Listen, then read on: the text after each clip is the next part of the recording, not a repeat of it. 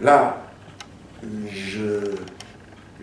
j'en ai vu toutes sortes. J'ai eu comme instructeur un lieutenant sorti du rang qui avait la Légion d'honneur. En 1942, il était chef de pièce. Avec son canon de 75, il avait détruit 6 chars américains, ce qui lui avait valu la Légion d'honneur.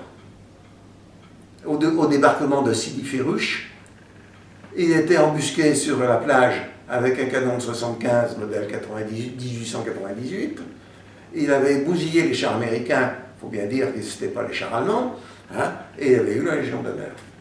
J'ai connu des conflits entre officiers issus de la France libre et officiers issus de l'armée de Vichy. J'ai même vu un commandant se suicider, qui était de l'armée de Vichy, parce qu'il estimait qu'il était barré comme par ses origines. Il s'est tiré une balle dans la tête dans son bureau, laquelle a traversé la cloison et brisé le bol d'un infirmier qui était en train de boire son jus de l'autre côté. Alors, je fais mon stage d'artillerie, qui se passe bien, et ensuite je vais passer l'examen à Tellerma, c'est-à-dire à proximité de Constantine. J'ai passé, je peux dire brillamment, toutes les épreuves, sauf qu'en réglage de tir, j'ai eu un problème parce que j'ai utilisé une procédure qui n'était pas très réglementaire et le colonel examinateur me l'a reproché. Enfin, je suis sorti, pour toute l'Afrique du Nord, je suis sorti 3e de cet examen. Je suis retourné dans mon corps, le 28 RA, j'ai demandé des instructions, on m'a dit d'attendre, et puis au bout de quelques jours, on m'a dit que je restais au 28 RA, que je le réintégrais, qu'il n'y avait pas de problème, etc. Et là, les choses ont évolué. C'est-à-dire que le chef de corps, à plusieurs reprises, m'a intégré dans son détachement de liaison. La première fois qu'il m'a emmené, c'était pour une grosse opération qui a eu lieu aux mines, à proximité des mines d'Ouenza, c'est-à-dire entre Soukaras et Tellerma.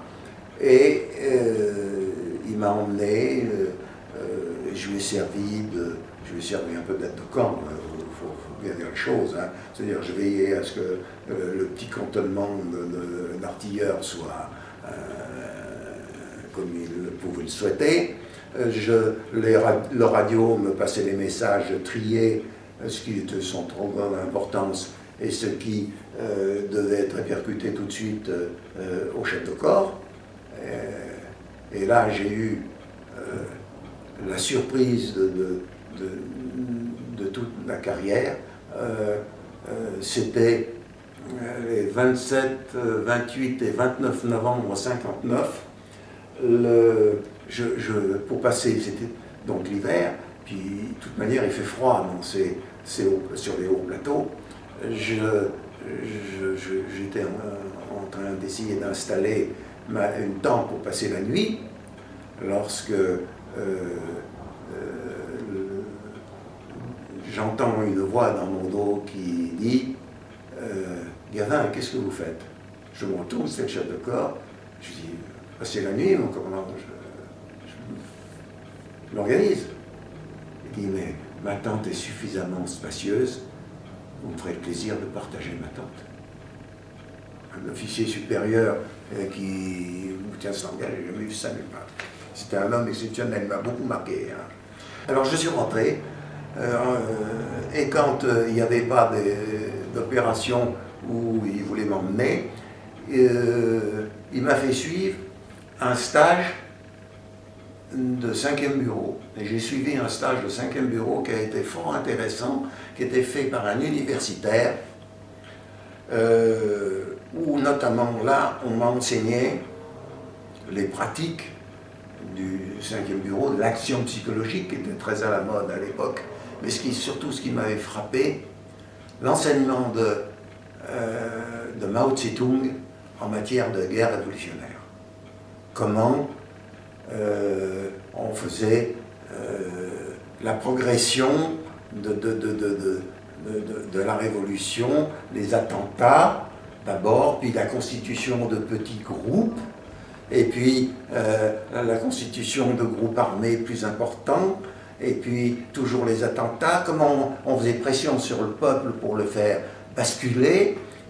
Ils m'ont enseigné tout ça. Malheureusement, mon cours est resté là-bas et je l'aurais conservé avec plaisir. Et quand c'est fini, que je réintègre mon corps, on m'affecte au 5e bureau local, 2e bureau local, sécurité militaire. Alors, il faut vous dire que tout ça, c'est des fonctions qui, sur le papier, sont incompatibles entre elles. Celui qui fait de l'action psychologique, il ne devait pas faire des opérations militaires, du renseignement, de la guerre, ou tout ce que vous voulez. Mais comme les moyens étaient limités, je cumulais les trois. Avec un lieutenant qui, lui, avait fait l'Indochine et avait eu la Légion d'honneur à 28 ans, car submergé par les Viet Minh, il avait fait ouvrir le feu de la batterie sur lui, ayant été échappé. Ah, il y avait des types sensationnels. Hein.